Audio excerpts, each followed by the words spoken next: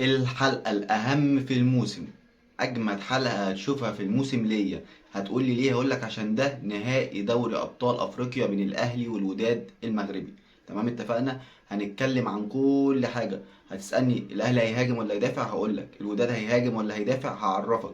توقعي للنتيجة هقولهولك. توقعي للتشكيلة أو أمنيتي للتشكيلة وتوقعي لتشكيلة كولر هقولك. كل الكلام ده في الفيديو ده. فيديو مهم جدا، هنتكلم فيه عن كل حاجة تخص الماتش بكرة الأهلي والوداد. وبإذن الله قبل أي شيء كده إن شاء الله إن شاء الله الفوز للأهلي ونرجع بال11 من قلب المغرب. بس قبل أي شيء كلنا كده نصلي على النبي عليه أفضل الصلاة والسلام. واللي مش مشترك في القناة يشترك في القناة ويفعل الجرس عشان يوصله كل جديد. وما تنسوش بقى اللايكات يا جدعان، روقوا الكلام. بسم الله الرحمن الرحيم. الأهلي بكرة في مهمة صعبة. هتقول لي ليه مهمة صعبة؟ هقول لك. انت بتلعب في قلب المغرب قدام الجمهور ده كله. الموضوع صعب مش سهل. ما تفتكرش ان الماتش هيبقى سهل للاهلي، لا الماتش صعب وصعب جدا كمان. المطالب من لعيبة الاهلي تشيل ودانها خالص، ما يبقاش في ودان، يعني ما فيش ودان خالص. تمام. بص على الكورة، العب، ركز في الملعب تكسب. لكن هتركز مع الجمهور هتخرج من الماتش. تركز مع حركات لعيبة الوداد، لعيبة شمال افريقيا كلنا عارفين، هتركز معاهم هيخرجوك بره الماتش تماما. انا مش عايز كده، انا عايز اللعيبه تبقى مركزه تماما في الماتش. ما نخرجش بره الماتش. علي معلول شفنا كولر النهارده التصريح بتاعه لما قال لك اي لاعب في العالم ممكن يغلط. لما بيسالوه في المؤتمر وغلطه معلول مش عارف إيه، قال لك اي لاعب ممكن يغلط. انا ممكن دلوقتي وانا قاعد اجيب لك غلطات للعيبه الوداد المغربي اللي هو المنافس بتاعنا قد كده. بس الغلطات دي جزء من كره القدم، وانا مش عايز اتطرق يعني مش عايز يفتح مواضيع في الكلام ده. وقفل الموضوع وحمى علي معلول من الكلام ده كله. وكلنا شفنا صور علي معلول من بعد الماتش، واضح عليه الحزن وواضح عليه في نفس الوقت التركيز جدا جدا جدا على مباراة الوداد. تمام. المطالب بكرة ان احنا نلعب السهل. المدافعين الاثنين مدافعين بتوعنا اللي يلعبوا بنسبة كبيرة، منعم وياسر ابراهيم، مش مطالب منك تحتفظ بالكرة كتير. طلع كورتك على طول، طلع كورتك عشان مش الماتش ده مش هينفع فيه غلطة. يعني مش هينفع فيه ان لاعب يغلط. فانت مش مطالب منك ان انت، وبالذات عبد المنعم، كلنا بنلاحظ ان عبد المنعم ممكن يعمل فينتات مش عارف ايه. الماتش ده مش مطالب الكلام ده خالص اطلاقا. الماتش ده مش مطالب منك الكلام ده. تمام. اتوقع، يعني اتوقع ان الماتش، الناس اللي بتقول ان الوداد هيضغط على الاهلي من اول ثانيه في الماتش، انا متوقع عكس ذلك خالص. المدرب بتاعهم البلجيكي عنده خبث تكتيكي. وبكره هتقول الحريف قال وهتشوف الماتش عنده خبث تكتيكي من الدرجه الاولى. فهو مش هينزل يهاجمك، وما تفتكرش انه ينزل يهاجمك من اول ثانيه. هيبقى خايف ان الاهلي يحط جون، بوظ الماتش، نهى الماتش. ما هو لما يهاجمك من اول ثانيه ويضغط ممكن مرتده تخطف جون، خلاص خلصت الماتش. تمام. هو هيخاف من الحته دي. طب هو هيعمل ايه؟ هقول لك انا هيعمل ايه. هو يلعب على حته استحواذ، يستحوذ على الكره في نص الملعب. انا مستحوذ على الكوره وبمشي الكوره وعدي الشوط الاولاني كمان عادي جدا 0-0. الموضوع عندي ما فيهوش اي مشكله، المهم ما يجيش فيها جول. كولر هيلعب بنفس القصه، ان انا ما يخشش فيها جول. فهتشوف الشوط الاولاني مش ما فيهوش هجمات، ما فيهوش حاجه جامده قوي. دي وجهه نظر انا، ممكن تختلف بس انا ده اللي انا شايفه. ان الشوط الاولاني هيعدي سلبي خالص، حاجه هجمات بسيطه. الا لو ودي نقطه لازم لعيبه الاهلي تاخد بالها منها. لعيبه الوداد مميزين جدا جدا جدا في الركنيات والكور الثابته اللي حوالين ال 18. ما نحاولش نديهم الحاجات دي كتير عشان ما يبقاش في خطوره علينا كتير. تمام. غير كده مش هتلاقي خطوره للوداد، هتلاقي الموضوع عادي جدا. الموضوع هيبقى استحواذ هنا شويه استحواذ هنا شويه مش عارف ايه. تبقى معركه في نص الملعب. تبقى معركه في نص الملعب. وده برضه انا هقول لك التشكيل واقول لك وجهه نظري في النقطه ديت. هتبقى معركه في نص الملعب. الشوط الاولاني هي مش هتبقى غير معركه في نص الملعب، الا لو حد خطف جون من كره ثابته سواء هنا او هنا. ركنيه للاهلي، ركنيه للوداد، فاول من بره ال 18، لا قدر الله ضربه جزاء للوداد. هي هتبقى حاجه كده، كره ثابته، مش هتبقى هجمه ومش عارف ايه وضغط كاسح من اول ثانيه للوداد. مفيش الكلام ده. انا دي وجهه نظر انا.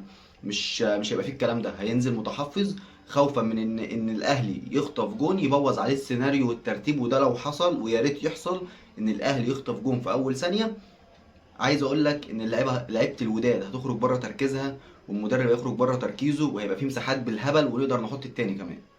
تمام. بس توقعي ان الشوط الاولاني هيخرج سلبي 0-0. مفيش حد هيجيب اجوان، ده توقعي انا الشخصي. الشوط التاني هيبتدي مدرب الوداد يضغط عليك. مدرب الوداد هيبتدي يضغط عليك. طيب ماشي، احنا نعمل ايه؟ هقول لك بقى وجهة نظري احنا نعمل ايه. انا وجهة نظري ان احنا ما نلعبش بال4-3-3 فلات اللي كولر بيلعب بيها، دي وجهة نظري، ما نلعبش بيها. ومش عايز ادافع في نفس الوقت، يعني العب بالخطه اللي اقول لك عليها ديت، بس يعني بطريقه معينه يبقى عندي متنفس هجومي. بمعنى انا العب ب 3-5-2 او 4-4-2. ليه؟ هقول لك ليه. لو لعبت ب 3-5-2 متولي وياسر ومنعم في الدفاع، هدوا حريه المعلول يعمل انطلاقات، وفي نفس الوقت مش هيخاف من ظهره، لان هيلعب عليه ايوب العملود. ايوب العملود بالمناسبه، بصوا الاجوان بتاعت الوداد في اغلب المطوشه بتيجي من عنده، في اختراقات من العمق بتتعمل من عنده زي الجون اللي جه فينا هنا في القاهره. تمام. بيفضلوا قلب الملعب، هو باللعب بيبقى على الاطراف وبيفضي قلب الملعب، بتتعمل ثرو باص لحد جاي في ال 18 عرضيه جول. تمام، اتعملت اكتر من مره. تمام، فده اللي هيلعب على علي معلول. انا على كل ثقه في علي معلول، بس انا عايز حد يغطي برضه ورا علي معلول. علي معلول بدني ما بقاش زي علي معلول اول ما جبناه، حكم السن، فلازم حد يغطي. فانا لو لعبت بثلاثه مساكين، اديت حريه لعلي معلول لما يطلع في حد مغطي، اديت حريه لمحمد هاني لما يطلع في واحد مغطي. يعني هلعب مثلا بياسر هنا ورا هاني، ومنعم ورا معلول، ومتولي في النص بينهم. فلما علي هيطلع، هيبقى منعم بيغطي ورا علي ومعاك 2 سرد باكات، انت ما خسرتش حاجه. طب لما هاني يطلع، ياسر هيغطي وراه وعندك 2 سرد باكات برضه. فاهم قصدي؟ يبقى 3-5-2. 3-5-2 دي اللي انا عايزها، او 4-4-2. بمعنى ان يبقى في 4 في نص الملعب، في 2 منهم بيغطوا ورا الباكات برضو. جميل كده.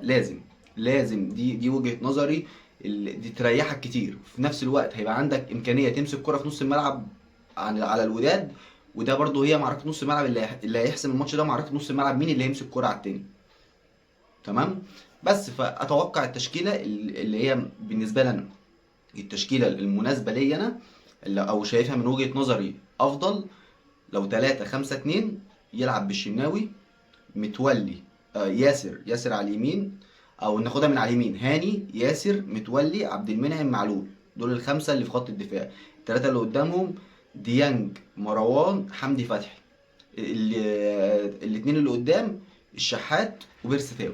وتلعب على المرتدات، او مش مرتدات، تاخد كرة برضه في نص الملعب، تبقى ماسك كرة تلعب برضه على تعمل هجمات منظمه، او مرتدات او انطلاقات معلول او محمد هاني هيفتحوا معاك ملعب. تمام. وما لعبش براس حرب الماتش ده. طب لو 4-4-2 دي برضه اللي انا بقى نفسي فيها، دي او دي. 4-4-2 محمد هاني ياسر منعم معلول، ادي 4 في الدفاع، والشناوي كده كده في الجول. الاربعه في نص الملعب ديانج حمدي فتحي مروان عطيه السوليه. تمام. الاثنين اللي قدام مفيش خلاف عليهم، بيرستاو والشحات، مفيش خلاف على دول خالص. تمام. ايه بقى اللي كولر هيعمله؟ اقول لك انا كولر هيلعب ايه. هيلعب 4-3-3 الطبيعي بتاعه جدا، الطبيعي. دي وجهة نظري ان اللي كولر هيعمله. هيلعب 4-3-3، الشناوي في الجون، محمد هاني ياسر منعم معلول، ديانج حمدي فتحي، مروان عطية، بيرستاو الشحات، وهيلاعب محمد شريف، مش هيلاعب كهربا.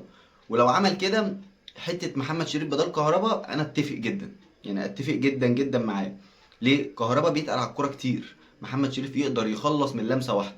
بيضيع، بس ممكن في لحظه واحده يحط لك جون ويخلص لك ماتش من نص فرصه. تمام. وانت عايز في ماتش زي ده واحد لعيب زي كده يلطش من بره ال 18 رجليه تقيله. يعني بصوا الماتش اللي فات كهربا شاط شوطين من بره ال 18 رجليه ضعيفه على الجون، مش زي محمد شريف. محمد شريف رجليه ما شاء الله حلوه على الجون. فمحمد شريف انا شايف ان هيبقى فيه استفاده منه اكتر من كهربا. فدي خطه كولر، وهيبقى فيه تحفظات ان حمدي فتحي يغطي ورا معلول، ديانج او مروان عطيه يغطي ورا محمد هاني. ده توقعي اللي كولر هيبدا بيه.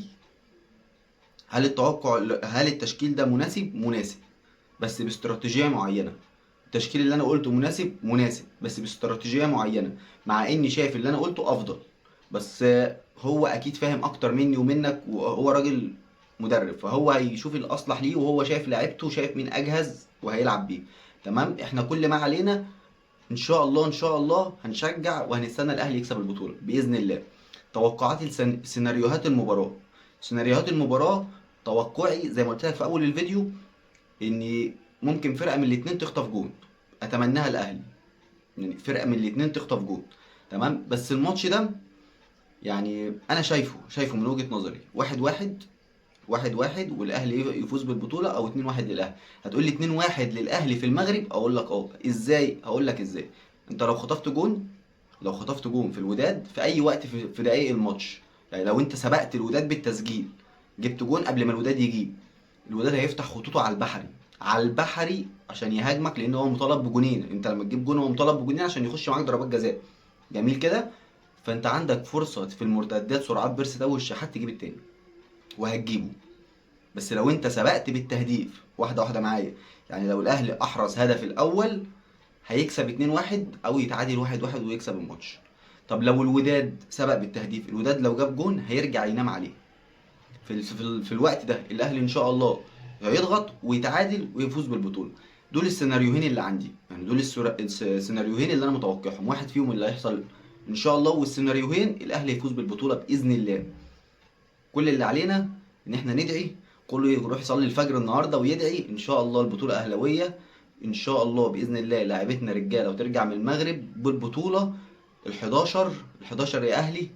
ويا رب دي نهايه الحلقه، ويا رب الحلقه تكون عجبتك. لو عجبتك الحلقه ما تنساش بقى الاشتراك في القناه وتفعيل زر الجرس ولايكات، روقوا عليا.